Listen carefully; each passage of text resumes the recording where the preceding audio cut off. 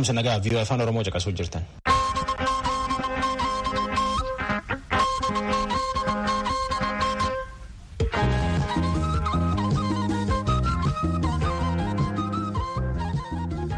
vii'oo afaan Oromoo wixataa Gijimaata galgal sa'aatii 2 akka sa'aatii 3 meetirbaandii 2225 fi 31 irratti fi vii'oo 24 naayil sa'aatii irraa caqasuu jirtan yaayyuu jalqabna.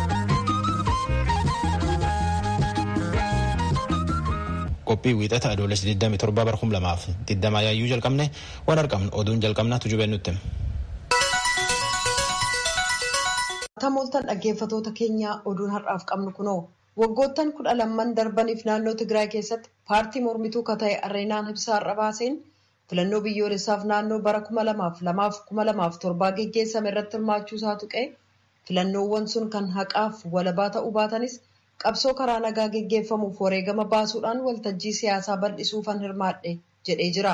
Filannoon naannoo Tigraay keessatti geggeessamuuf jiru seeraan alaaf faallaa heera biyyaa waan ta'eef Areenaan irratti hirmaadhu jechuun beeksise. Itti gaafatamaan sabquunnamtii uummataa paartichaa obbo Amdoom Gabrasillaasee raadiyoo sagalee Ameerikaaf ibsa kennaniin paartiin Iwwahaat faallaa heeraa dhaabbachuudhaan filannoo raawwachuuf mirga boordii filannoo qofaaf kenname cabsuudhaan seeraan ala qaama filannoo raawwachiisu hundeesseera, seeras baaseera. Kanaaf filannoo faallaa seeraa ta'e kanarratti hin hirmaannu jedhan jechuudhaan Mulugeetaa Asbahaa Maqaleerraa gabaaseera. Sababa eenyummaa jechuun karaa seeraan alaa ijaaramee naannoo Amaaraa jeequuf shirra hojjetamaa ture uummatichaaf humnootii nagaa eegsisaniin fashale jechuudhaan bulchaan naannoo Amaaraa Tamasgan Xuruneh dubbatan. Iwwahaat ragaa kijibaa tamsaasuudhaan uummata Amaaraaf Tigraayin adda baasuuf yaaluu isaarrayyuu dubbii tuqachuu naannoo daangaa irratti geggeessaa jiru qaamni itti gaafatamu seera qabsiisuu qaba jedhaniiru. Naannoon Amaaraa gumii kan mana maree ofii har'a jalqabeera. Manni maree sun oolmaasaa guyyaa har'aatiin gabaasa raawwachiisa dhimmootii hawaasummaa dinagdee fi siyaasa naannoo sanaa gamaaggamee jira jechuudhaan Asteer Misgaanaw gabaasteetti. Pireezidaantiin Keeniyaa Uhuruu Keeniyaattaa weerarri koronaa biyya isaaniitti heddummachuu to'achuuf jecha murtee dabarsanii jiru. Kanaanis har'a ibsa lammiilee biyyattiif kennaniin manneetiin nyaataaf dhugaatii biyyattii keessa jiran kamuu dhugaatii farsoo akka hin gurgurre dhorkanii jiru. Galmoo daawwittu gabaase. Kaleessa nama 900 ol har'ammoo nama 400 oltu Keeniyaatti koronaan qabame. Jidduu kana erga ji'a darbe pireezidaantii Keeniyaattaan labsiiwwan koronaa to'achuuf Keeniyaa keessatti labsamanii turan fooyyessanii dhukkubni kun babal'ataa waan dhufee fi har'a murtee haaraa dabarsanii jiru. Kanaanis manneetii dhugaatii akkasumas nyaata gurguranitti farsoon akka hin gurguramne ajajanii jiru. Pireezidaantii Keeniyaattaan. Our nationwide curfew shall remain in force for a further 30 days. Akkas jedhu Keeniyaattaan. Labsiin halkan namni kamuu sa'aatii 3 duuba manaa bahuu hin qabu jedhu ammas guyyoota 30 dhufaniif akkasumatti itti fufa. Har'aa kaasee immoo Keeniyaa keessatti manneetiin dhugaatii fi manneetiin nyaataa dhugaatii alkoolii kamuu akka hin gurgurre dhoggamanii jiru jedhu yoo dubbatan. That there shall be no sale of alcoholic beverages or drinks in eateries and restaurants. Keeniyaattaan manneetiin nyaataa duraan haga halkan sa'aatii 3tti tajaajila kennanis amma galgala sa'aatii 1tti akka cufaman ajaja dabarsanii jiru. Kanuma wal qabatee nama ajaja kana darbee argame poolisiin biyyattii aangawa qabeessa hiyyeessa sodoo hin jedhin qixa akka dabullee murtee dabarsanii manneetiin daldala ajaja kana taranii argaman eeyyamni isaanii lamuu akka hin kennamneefitti harkaa mulqamaa jedhan. Keeniyaan torbee lamaan dura balalii xiyyaaraa ji'a 3 dhaabbatee ture ka biyya keessaa ka jalqabdee turte yoo ta'u ammas ji'a eebilaa dhufu kanaa kaastee balalii xiyyaaraa idilaa addunyaa akka jalqabdus ibsiteetti. Kanaafis dhaabbileen tajaajila geejjiba xiyyaaraan kennan 5 eeyyama kan argatan ta'uu saba himaaleen biyyattii gabaasanii jiru. Ministeerri fayyaa biyyattii akka jedhetti Keeniyaan keessatti dhibeen koronaa kun haga yoonaa namoota 285 galaafatee jira. Gabaasa sagalee Ameerikaaf Galma Daawit Naayiroobii. Sudaan naannoo Daarfur keessatti haleellaa sanbata darbe geggeeffameen namoonni 60 ta'an yoo du'an kanneen 60 ta'an immoo madaa'u. Tokkummaa mootummootaatti waajjirri qindeessa dhimmootii gargaarsa namoomaa dilbata kaleessa galgalaa beeksisee jira. Haleellaan ganda maasterii Daarfur gama dhiyaa keessatti raawwatame balaa torbanneen darban keessa raawwatame kan gandeen manneen jireenyaa gubatan akkasumas lafa gabaaf suuqileen saamamanii waaltaaleen adda addaa manca'an keessaa tokko ta'uu ibsi qaama tokkummaa mootummootaa kun beeksisee jira. Ibsi kun madda oduu kanaa hin tuqin jira. Mootummaa biraa balaa kana ilaalchisee ibsi kenname hin jiru. Mootummaan ce'umsaa Sudaan gareelee riphxee loltoota Daarfur keessaa waliin waliigaltee nageenyaa irra ga'uuf mari'achaa jiraachuun ni yaadatama. Kan dhaggeeffataa jirtan raadiyoo sagalee Ameerikaa sagantaa afaan Oromooti. Miseensa mana maree Yuunaayitid Isteetsi kan ta'an qabsaa'aan mirga namaa beekamtichi Joon Luwis kabajaa olaanaa lammii Yuunaayitid Isteetsiif kennamu kan argatan yoo ta'u, reeffi isaanii wixataa har'aaf borii biilsa mana mareetti argamuudhaan uummati kabajaa qabu kan ibsu ta'uun beekameera. Luwis umrii isaanii waggaa 80tti torban darbe kan du'aan boqotan yoo ta'u, kaansarii rajiijiitiin qabamanii yeroo dheeraaf dhukkubsataa turan. Saanduqi reeffa isaanii biilsa mana maree bakka isaan waggoota 33f uummata Joorjiyaa tajaajilanitti fidamee jira. Of eeggannoo COVID-19 wal qabatee reeffi isaanii biilsa mana maree gara olaanaarra kaa'amuudhaan uummati nagaatti dhaama. Kutaa Montgomery Alabaamaa keessatti dilbata kaleessaa uummati kabajaa isaaniif qaban ibsanii sirna yaadannoo geggeessanii jiru. Fardi saanduqa reeffa isaanii baateef alaabaadhaan faayame bara 1965 riqicha Edmund Peetus kan Salmaa keessatti bakka isaan ennaa hiriira mirga namaa geggeessame irratti hirmaatan poolisiin irratti isaan rukute irra darbuudhaan mana maree bakka bu'ootaa Alabaamaatti geessame. Guyyaan isaaniif michoonni isaanii qabsaa'ota mirga namaa itti reebaman sun Bloody Sunday dilbata dhiigitti dhangala'e jedhamuun beekama. Vaayirasiin koronaa addunyaarra faca'ee namoota 650,000 ta'u ennaa galaafateef mootummoonnis faca'ina isaa ittisuuf yaalaa ennaa jiran kanatti Veetnaam erga namoonni hedduun COVID-19 qabamanii booda naannoo Danaang keessaa tuuristoota baastee jirti. Mootummaan Veetnaam ibsa baaseen akka jedhetti tuuristoonni irra hedduun kan naannoo sanaa 80,000 ta'an gamasii ba'aniiru. Biyyattiin ammayyuu tuuristoota biyyootii alaaf cufataadha. Awustiraaliyaa kutaa kibba gama bahaa Viktooriyaa keessaa har'a namoonni 532 haaraa vaayirasii koronaan qabamaniiru. Yuunaayitid Isteetsi addunyaarra biyya koronaan keessatti hammaate yoo taatu uummata miliyoona 4.2 oltu vaayirasii kanaan qabaman. Dilbata kaleessaa namoonni 55,000 ta'an haaraa vaayirasii kanaan yoo qabaman 500 ol du'u staatistiksii Yuunivarsiitii Joon Hoopkins irraa hubachuun danda'ameera. Oduun galgala kanaaf qabnu kanuma. VOA Afaan Oromoo caqasuu jirtan.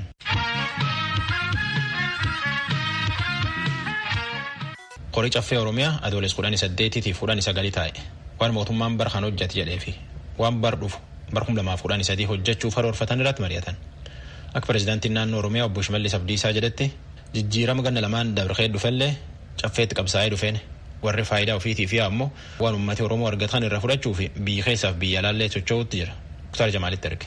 Caffeen Oromiyaa yaa'ii isaa idilee 12ffaa waggaa 5ffaa bara hojii 5ffaa Adaamaatti guyyoota 2 adoolessa 18 fi 19 taa'een raawwilee hojii manneen hojii mootummaa kan bara 2012 gamaaggameetiniin mirkaneesseetiniin jira. Yaa'ii idilee caffee kanarratti dhimma waqtiitiin walqabatee haasaa kan taasisan pirezidaantiin bulchiinsa mootummaa naannoo Oromiyaa obbo Shimallis Abdiisaa jijjiiramoonni waggoottan lamaan darban keessatti argaman keessattiyyuu addatti kan qabsoo caffee kanaatiin dhufee fi uummata Oromootiin argame jedhanii jiru. Qabsoo uummanni Oromoo argate kana kanneen harkaa butuudhaaf wixxifatan alaa keessaan jijjiiramicha irratti qormaata akka baay'isanillee dhimma waqtiitiin walqabatee obbo Shimallis Abdiisaa caffeedhaaf kaasanii jiru. Sabboonummaan Oromoo kan inni ittiin ibsamu dantaa ofiitiif jecha qabeennaa fi humna uummataatitti taphachuu osoo hin ta'in aantummaadhaan carraa argame hundatti fayyadamaniitiniin ummata Oromootiif waan gaarii ooluudha jechuudhaan illee obbo Shimallis dubbatan. Kanneen maqaa isaanii hin dhayinii fi qabsoo ummataan argame dantaa ofiitiif oolfachuu hawwu jedhaniitiniin waamaniinis akkas jedhanii jiru. Hattoota jeequmsaa fi badiidhaan hattummaan isaanii akka irraanfatamuuf jecha warreen shira xaxan isaan kana warreen billaa sagaliin nyaatan mootummaa kaleessaas mootummaa har'aas mootummaa ammaan booda dhufu 5-10 warra ofirratti eegan warra akkasii araarama tokko malee of keessaa qulqulleessinu warri akkasii iddoon isaanii as waan hin taaneef iddoo isaaniitti tolchinu warri akkasii warri diroo 20 dhaabbatan warri waa hundumaa hawwan warra hanna bira darbanii warra aannaniif jecha jabbiif jecha sa'a qalan warra akkasii diinota uummata keenya waan ta'aniif iddoo isaaniitti tolchinu. Obbo Shimallis Abdiisaa pirezidaantiin bulchiinsa mootummaa naannoo Oromiyaa gabaasa caffee kana irratti adeemsa ce'umsaa danquudhaaf keessaa fi alaan qindaa'aniitiin uummata Oromoo irratti roorroo deebisuuf kanneen hojjetan jiru jedhanii jiru. Kana durallee taanaan Oromoon dabaa isaatiin deebi'eetiniin miidhame kan jedhan obbo Shimallis ammallee taanaaniin rakkoodhuma wal fakkaataatu deemaatiniin jiraadhaan qaamolee lama maqaa dha'uudhaan himatanii jiru. Hireen uummata Oromoo farda biraatiin humnoota fe'ee fidee hiree Oromoo duubatti deebisuu danda'u kan booda hin jiraatu. TPLF murni TPLF biyya gurguree biyya nyaatee biyya diigee karaa jaalalaa fi dhiifamaatiin karaatti galaa jedhamnaanis karaan sunis isa jibbisiisee diinummaa isaatti fufe. Murna Oromoo keessaa humna shanee abaa'oo shanee jedhamu itti gargaaramee hiree argachuudhaaf halkanii guyyaa hojjechaa jira. Humni kun dhugaa tokko waan hin qabneef uummanni Oromoo carraa tokko iyyuu hin kennuuf. Rabbis carraa tokko iyyuu hin kennuuf. Mootummaan naannoo Oromiyaa fi Federaalaa irra deddeebiidhaan abaa'oo shanee jecha jedhu qaama hidhatee bosona jiruuf kan akeeku akka ta'e raadiyoo sagalee Ameerikaatiif ibsuun isaanii yaadatama. Qaama kana arganneetiniin himannaa gama bulchiinsa mootummaa naannoo Oromiyaatii isaan irratti dhiyaate gaafachuudhaaf itti hin milkooyne gama adda bilisa baasaa uummata Tigraay irraa VOA'dhaaf deebii kan kennan miseensi koree hojii raawwachiiftuu addichaa obbo Geetaachoo Raddaa akkana jedhu. የኦሮሚያም ፈረስ ጋልበው የሚጠቀሙ ሰዎች ከነበሩ ካሁን በፊት የመጀመሪያው ተጠያቂ ፈረስ ሆኖ ያገለገሉ ፈርዴን ኦሮሚያ ያበተኒትኒን ከኔን ፈየደመን ከነ ዱረ ዮ ከን ጅራተን ታቴ ኢኒ ጀልቀባ ከን ኢtti gaafatamummaa qabu kan farda ta'eetiniin tajaajilaa turedha. Fakkeenyaaf akka jedhanitti mootummaan obbo Shimallis geggeessan kanaan dura farda ta'anii tajaajilanii Hoohaat isaan yaabbatee jira yoo ta'e fardeen obbo Shimallis faadha jechuudha. Kanaafuu kun dhimma isaaniiti.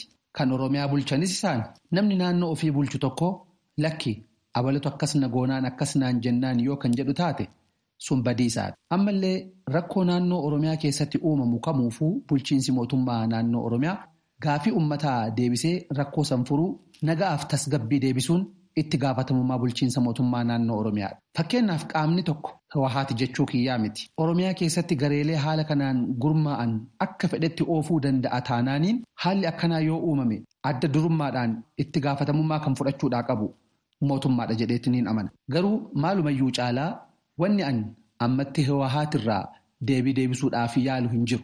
Akka hoggana Hoohaat tokkotti kan hin hawwu gareelee humnoota Oromoo cunqursaa mormuudhaan qabsoo taasisan osoo deeggareenii gammachuu koo hin danda'u. Garuu nusanitti humnas hin qabnu lafa fagoorraa naannoo keenyallee bulchaatiniin jirra. Akka nu kana gochuu hin dandeenyes isaanuu ni beeku. TPLF kana godhe hin goone jedheetiniin falmiidhaan yeroo isaa gubuu hin barbaadu. Wanni garaana nyaatu gaafii dargaggoota Oromoo abalutu sitti kenneetiniin malee Gibsiinillee itti dabalanii TPLFtu sitti laate jechuun ati ofii gaafii hin qabdu jedhanii sadarkaa caffeetitti dhiheessuun dhaabbilee naannoo Oromiyaa keessatti socho'an hundayyuu manneen hidhaatti guuranii rakkoo uumameef qaamni itti gaafatamu kan biraati jechuun ummatuma bulchan ummata Oromootiifuu tuffii akka qabantu natti mul'ata jedhan obbo Geetaachoo Raddaa. Gabaasa bulchiinsi mootummaa naannoo Oromiyaa caffee Oromiyaa irratti geggeesse hordofuu isaanii kan dubbatan dura ta'aan Madiraki Koongiresii Federaalawaa Oromoo Profeesar Mararaa Guddinaa gama isaaniitiin seenaan siyaasa biyya kanaa wal danquu wal komachuu fi qoba walitti qabu jijjiiramuu qaba jechuudhaan waamicha dhiyeessan. Nuti siyaasa waggaa 50 laallasii galee nugufti Hayilasillaasee sheemmannaa rakkoo keessa galee warra barattaa kanaa warra alaatu bitatee maal warra kooministii maal warra lakanaa warra arabaa kana bitatee irratti baasee isa jirudha. Ficha naasanaa hiikuun gara sanatti hiikuun hin deemne jechuudha. Dargaggeessi akkasuma mallasi waggaa 27 siyaasni sunis baay'ee nama miidha jechuudha. Ilaa rakkoo nuti keessa jiru hiikoo siyaasaa barbaachisa. Waggaa 28 isa ture sana wayyaaneen olaantummaan coccoosaa turte sana jijjiiranii gara fuulduraatti deemuudhaaf anaa fi maaster kiiran itti qulfii siyaasaa saaqtu taa'anii irratti mari'achuudha. Waliigaltee biyyaa kana gubbaa ga'uudha. Beeraawiin agbaabaatti jedhan karaa jechuudha. Isa bira darbuun waan bonus iftaanis isaan rakkisuudhaatti fakkaataa jechuudha. Abaluutu kana godhe abaluutu rakkoo fidee inni paartiin hunduu waluma akkasiisaa oola akka biyyaattis akka maalitti akka Oromootti isa midhanaaf. Caffeen Oromiyaa yeroo turtii yaa'ii idilee isaatitti muudamootaa fi bajeta bara 2013 mirkaneessuudhaan xumura argatee jira. Gabaasa sagalee Ameerikaatiif Muktaar Jamaal Adaamaarraa.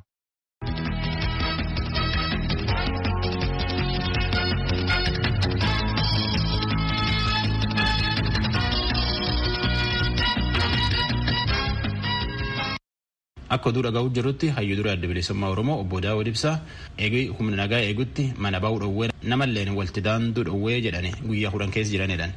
Obbo Daawud eeyyamaa fi qajeelfama dhaabaa malee itti gaafatamtoota olaanoon paartii hagi tokko walga'iillee ta'anii jedhe VOA'tti. Ittaanaan obbo Daawud obbo Araarsaa Biqilaa dhimmi dhaabaatii fi miseensota keenna irratti mari'annee jedha. Himata obbo Daawud kanaa fi Koomishinii Poolisii Federaalaatii fi Finfinnee illee irraa deebiin argan. Dubbi himaan mootummaa naannoo Oromiyaa ammoo waan kan qubiin qabu jedheedhaan Tsahaay Daamtootu nu erge. Hayyudureen adda bilisummaa Oromoo obbo Daawud Ibsaa erga humnoota nageenyaa mootummaatiin mana jireenyaa isaaniitii bahuu dhorgamanii har'a bultii 10 ta'uu raadiyoo sagalee Ameerikaatiif himaniiru. Akka isaan ibsanitti humnoonni nageenyaa bakka mana jireenya isaaniitti ergaman kunneen nageenya keessan eeguuf jechuun naannoo sana akka qubatan ibsaniiru. Poolisii irraati eegumsa naannoo kanaa goonaa mana keessa osoo hin taane fuuldura jechuudha. Nageenya keetiif jedhanii ajaji kun eessinirraa dhufee maaliif kuni barbaachise homaa waan naa himamin jiru. Egaa eegumsa moo'itu godhama jennee akkasumatti fuddee gaafa sana egaa anatu bahuu hin danda'u malee eegumsaas egaa bahuu hin dandeessu nageenyaaf jedhanii ijoolleen hojii xumuramuu qabu ilma deddeebi'anii xumuratu mana koo seenanii ba'anii bara torbaan tokko jechuudha. Haa ta'uuti gaafa jula 24 torbee tokko booda jechuudha. Isaa immoo mana bahuu hin dandeessanii jedhanii ijoollee mana waliin jirattuyyuu namnis alaa seenuu hin danda'u.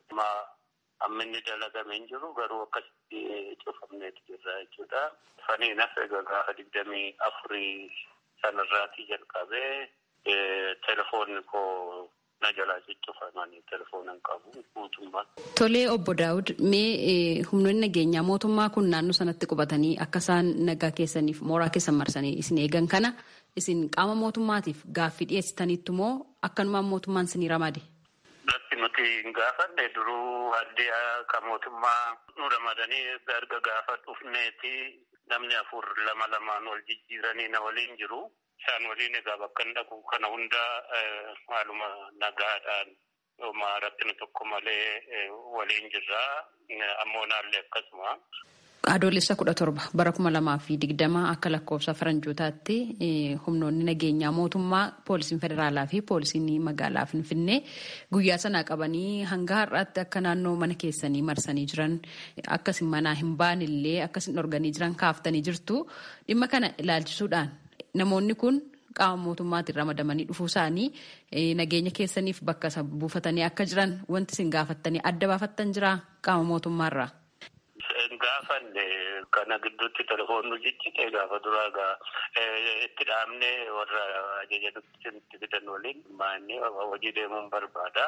Kana nu waamaa yookaan haala nu anjeessaa jedhanii anni gaafanne sitti deebinadanii natti hin deebisne warra ajaja dabarsan hin beeku kaa'eenyu akka ta'e. Guyyoota lamaaf har'aaf kaleessa waajjira adda bilisummaa Oromoo Gullalleetti argamutti miseensonni gumii sabaa adda bilisummaa Oromoo waltajjii gaggeessanii jiru. Waltajjii kana kan waamee fi kan gaggeesse immoo itti aanaa hayyuduree adda bilisummaa Oromoo obbo Araarsaa Biqilaati. Obbo Araarsaanis miseensonni gumii sabaa maalirratti akka mari'atan akkas jechuudhaan ibsaniiru. Walga'iin keenya haaluma yeroo ammaa kana irratti haala dhaabni keenya keessa jiruu fi haala manni keenya keessa jiru irratti mari'achaa ture jechuudha. Guyyaa kaleessa jalqabnee irra xumuranne. Kunis keessattuu egaa artist Hacaaluu Hundeessaa ajjeefame booda miseensonni keenya qondaalonni akkasumatti hanga hoggana olaanutti hidhamanii turanii. Kana irrattis gadi faginaan laallee akkaataa walumatti qabatti bifa jilmaatiin namoonni kun hidhamuu hedduu ulfaataadha. Kanaaf mootummaa yeroodhaan qulqulleesseetiin akka hidhaadhaan nu baasu kanaaf ni gaafannaa. Wanni kun dafee furmaata argatu qaba kan jennu irratti bal'inaan mari'annee turre jechuudha. Kan biraa immoo bifa waliigalaatiin uummanni keenya karaa nagaatiin qabsoo karaa nagaatiin gaggeessuudhaaf adda bilisummaa Oromoodhaa egaa biyya seene booda aanaalee keessatti godina keessatti waajjirri keenyas bakka adda addaatti ciccifamuudhaaf deeggartoonni keenyas miseensonni keenyas bakkoota hedduutti hidhamuudhaaf jira. Kuni yoo kanatti fufe balaa guddaadha qaba.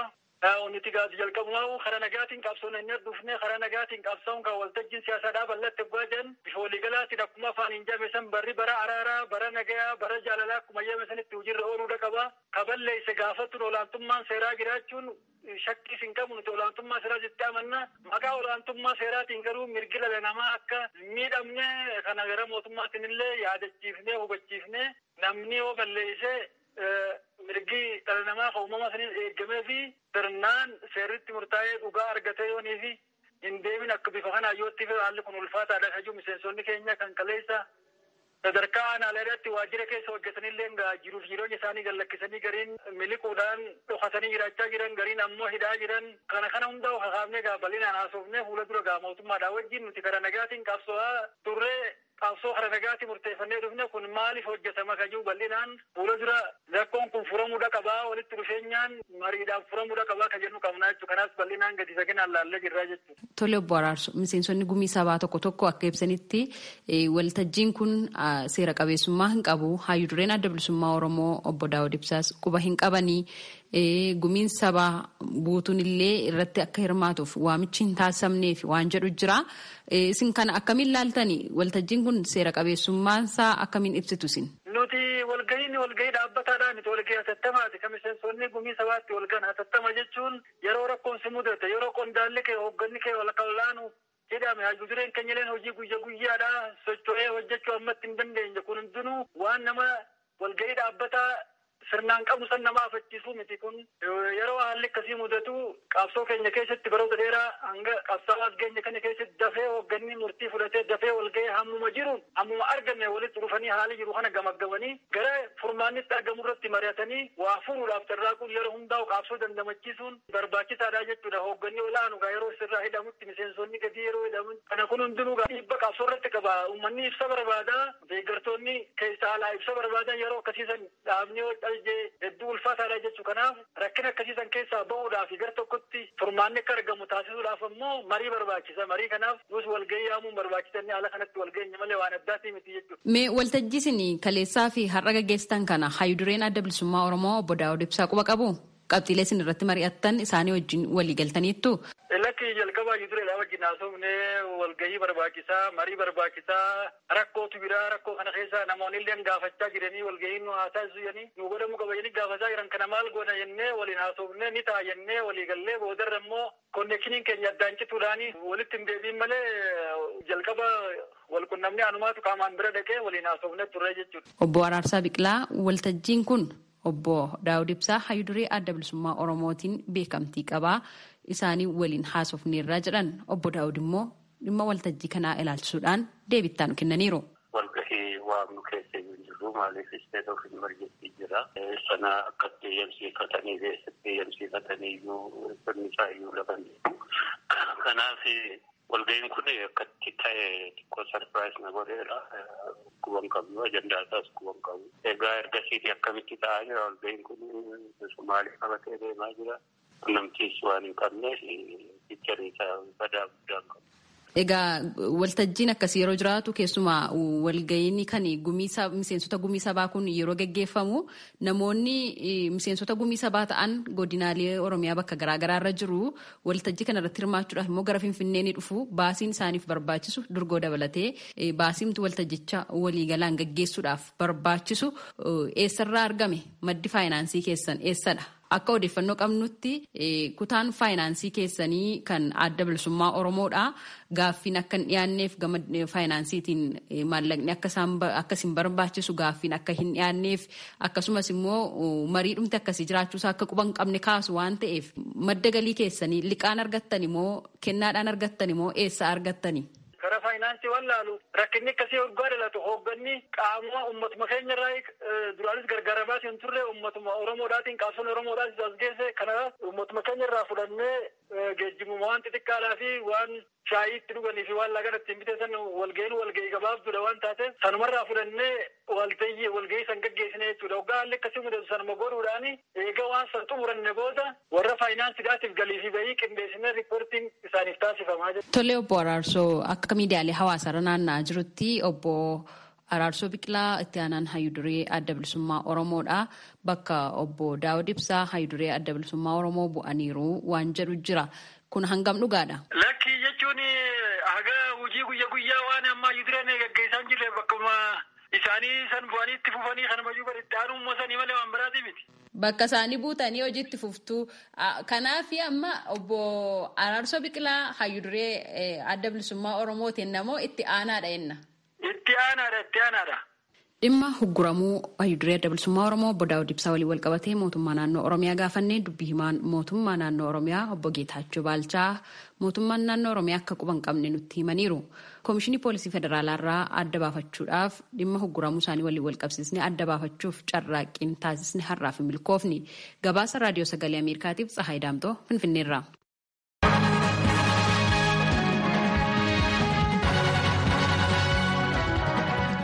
Vii'oo afaan Oromoo caqasuu jirtan. Itoophiyaan hojii ijaarsa laga Abbayyaatti jirti. Kamkaaniin ammoo Itoophiyaa keessatti nama hedduu hidhuu jiran. Tan irratti Naakoor Malkaa yaada namaa walitti qaqqabee nu erge.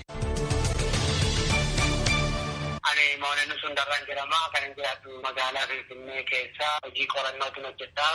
Hidha guddicha hojii wal qabatee bishaan guutamuu hojii wal qabatee akkuma lammii tokkotti gammachuu guddaatti natti dhaga'ama. Maaliif hundumti keenya amma dandeenyu ijaarsa isaa keessatti gahee qabaachaa turre garagaa turre kaaffee keenyarraa nyaata keenyarraa amma dandeenyu kaffalaa turre.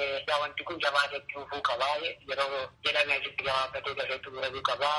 Amma maal qubatee qaamni balleessu eenyu ammaan qubatee maaliif ta'ee kan jedhu erga qoratamee booda iftoominni uumamee isaa booda qaamni gaafatamuu qaba akka itti gaafatamuu qabu mootummaan garaa guutuudhaan hojjechuu qaba. Inni kun baay'ee murteessaadha. Akka hin ta'u taanaan garuu manni salphii gudachaa deema gaaffii guddaa uumaa deema.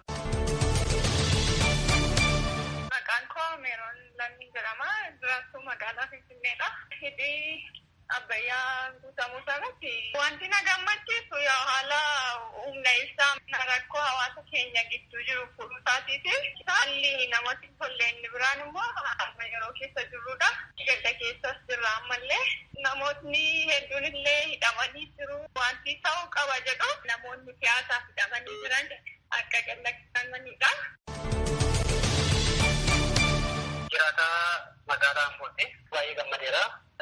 Akka lammaffaa dhalate akka waan biyya haaraa dhalatte sababiin isaa waa'ee eegumsi taa'umsaa kanaa dhiibbaan adda addaa dhiibbaan biyyoota adda addaa waan dura ture kan akka Gibsii kan akka Sudaan otoo ijaaruu hin danda'anii humnaan qaban jedhanii bishaan kana ga'uunsaa baay'ee itti gammadeera. Maqaan koo Muluu Dhugumaati. Abbaay giddibiin guutamuu isaatti baay'een gammadee jira. Haadholeen keenya akkasumas dukkana keessaa ifatti isaanii ba'uu isaaniittis baay'ee gammannee muka baatanii iddoo baay'eedha. Aarri turaanis immoo baay'ee isaaniif baataa tureyyuu xumuramee sadarkaa kanatti ga'uun isaa baay'ee gammanneera. Ani maqaan koo Makkootiin Gulummaan jedhama. Kanan jiraatu aanaa Amboo keessatti bishaan kun guutame jedhamee waa'ee Abbaayii dhaga'u dhugaadhaan waan irra deebi'ee dhalate natti fakkaata. Biyyi keenya otoo qabeenyaan dhabe beekumsa dhabuudhaan hiyyummaadhaan dikshiinarii keessatti illee maqaan ishee akka addunyaatti galmaa'ee beekamaa ture. Yeroo ammaa kana immoo nuti kana booda waan hundaanuu beekumsaanis haa ta'u teekinooloojiiwwan adda addaa biyya keenya keessatti uumaman keessatti Afrikaa keessaa biyya beekamtuu taanee jiraachuu dandeenya. Mootummaan Itoophiyaa karaa fuulduraattis wanti inni ilaaluu qabu sabaaf sablammii biyya kana keessa jirtu. Biyya tokkoon ilaalee walqixa akka guddan walqixa riisoorsii biyya kanaatti akka fayyadamnu gochuudhaaf wal jaalachiisuu qaba. Biyya tokkoon ilaaluu qaba. Namni hundumtuu immoo riisoorsii naannoo isaa ana qofatti fayyadama kan jedhu akka uumamne. Riisoorsiiwwan biyya keenya keessatti guutanii jiru. Riisoorsiiwwan kan akka boba'aa maal jiru kan akka dhagaa kasalaa kunuunsi illee hojjetamuudhaaf nagaan dirqama. Ani waggaanii Waaqayyaan jedhama. Godina Horroo Guduruu Wallaggaa Anaamuru gidduu kana afarfamaa kan jiru bishaan laga Abbayyaa guutamaa jira kan jedhudha. Garuu isaan dura qabeenya uummata Itoophiyaa yookiin uummata Oromoos haa ta'u uummata sabaaf sablammii qarshii hammam isaan beekamnetti irratti badaa ture. Saamichi guddaan irratti gaggeeffamaa ture. Haga saamichi sun bakki isaa baramee iddoon isaa beekamutti kubbaaniyaa tokkotti maqaa dhaamaa ture. Meeteek kan jedhama. Isaan sun amma seeratti hin dhiyaannetti ani baay'ee waan na gammachiisu miti. Namni hammi isaan beekan uummanni hammi isaan beekamne immoo hidhaadhaan dararamaa jira. Bakki isaallee kan hin baramne baay'eetu jira. Seeratti warra dhiyaatan seeratti dhiyeessu. Kanaaf utuu kun hin qulqullaa'inani waan yaada na gammachiisu yaada ilaalchisuun qaba. Maqaan koo Seenessaa Arganii jedhama. Itoophiyaatti nageenyi Itoophiyaa keessa yoo jiraatedha miti kan itti bishaan sanatti illee fayyadamuu dandeenyu. Akkuma bishaan kana gaddabee hiisise kanatti diina Oromoo fi Oromiyaa roorroo nurraa gaddabuu qaban jedha mootummaan kun akka qotu waanta jechuu barbaada. Godina Wallagga magaalaa Naqamteen jiraata. Haalli hidhee Abbayyaa baay'ee namatti tola. Karaa kamiin iyyuu misooma waan ta'eef waan gaarii nama gammachiisudha. Karaa nageenyaatiin haala nageenyaa amma ammaatti Oromiyaa